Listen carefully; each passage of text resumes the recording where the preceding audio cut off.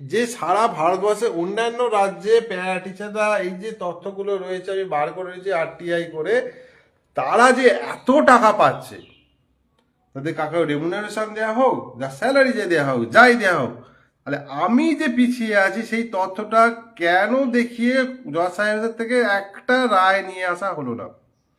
আমরা 2022 সালে ভাস্কর বাবুর কেস দেখছি, ডিএ নিয়ে তারা কিন্তু সুপ্রিম কোর্ট ঘুরে চলে এলো। আজকে আমরা কেন একটা সিঙ্গেল বেঞ্চেতে রায় আনতে পারছি না?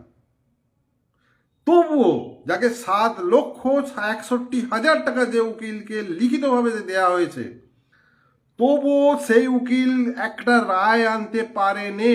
সোশ্যাল মিডিয়ায় প্রকাশ্যে বলেছে 2-3টি হিয়ারিং এর মধ্যে করব। কোন যুক্তিতে এই সঞ্জয় গুহ ওকে ধরে রাখবে? আপনারা বলবেন আপনি কেন তাহলে বসে আছেন? কারণ এর মধ্যে বড় ধরনের ষড়যন্ত্র চলছে।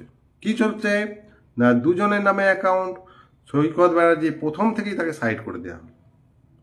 আজকেও প্রচার করা হচ্ছে দেবপাল্লর হাতে টাকা, না আমার হাতে কোনো টাকা নেই, আমি একজন অ্যাকাউন্ট হোল্ডার। ওনার স্ত্রীকে বারবার বলেছি, আমি জানি তথ্য ছাড়া মানুষ কথা শুনবে না। ওনার বাড়িতে গিয়ে আমি ফেসবুক লাইভ করেছি, ওনার ভয়েস রেকর্ডিংগুলোকে সব সময় আমি রেখে দিই, ওনাকে এসএমএস করে যাতে আমার প্রমাণ থাকে। আমি আজ যাব কাল যাব রোজ জিজ্ঞাসা করি, উনি কিন্তু আমি নতুন কাজ পেয়েছি দাদা, আমি পারবো না, আমার এখন সময় নেই, আপনি তো বুঝতে পারছেন, আমাকে আগে টাকা দিন। সুতরাং এই পরিস্থিতিতে চলে আছে, অথচ প্রচার হচ্ছে দেবমালোর হাতে পুরো টাকা আছে।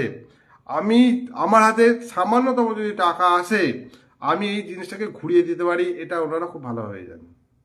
যে উকিল রেখে এই জিনিসটাকে দেবমাল্য ঘোষ ঘুরিয়ে দিতে পারে, যে পকেট থেকে এত টাকা খরচা করে, এত আটটাই করে, এত কাগজ বার করেছে, এইভাবে পড়ে থেকেছে, শরীর খারাপ, অসুস্থ, মেয়ের অসুস্থ, স্ত্রীর অসুস্থ, তবুও ছুটে গেছে। আজকে আমি নিঃস্ব,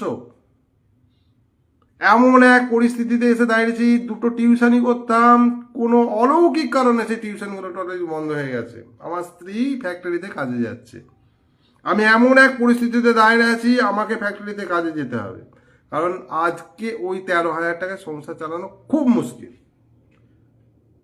কেন সঞ্জয় গুহরা করবে না? ওনার স্ত্রীর চাকরি হয়েছে, উনি এই যে রাস্তার কাজ ফার্স্ট টেন্ডারগুলো পাচ্ছেন, উনি বিএলও ডিউটি করছেন, উনি নাগা চেকিংয়ে যাচ্ছেন, বুঝতে পারছেন? একজন প্রাইমারি প্যারা টিচার, আপনি আমার নিচে, আমি আপার প্রাইমারি প্যারা টিচার, শিক্ষাগত যোগ্যতা আপনার থেকে ওপরে এবং স্তর হিসেবে আমি আপনার থেকে ওপরে, আপনি আমাকে অপমান করতে পারেন না। আমি কোনোভাবে ফ্যাসিলিটেড নয়, দরকার আমি প্রত্যেকটা অ্যাকাউন্ট প্রত্যেকটা প্যারা টিচারের কাছে আমি তুলে ধরবো এবং সেগুলো আপ টু ডেট করে দেখাবো যে আমার অ্যাকাউন্টে কোনো টাকা ঢুকেছে কিনা।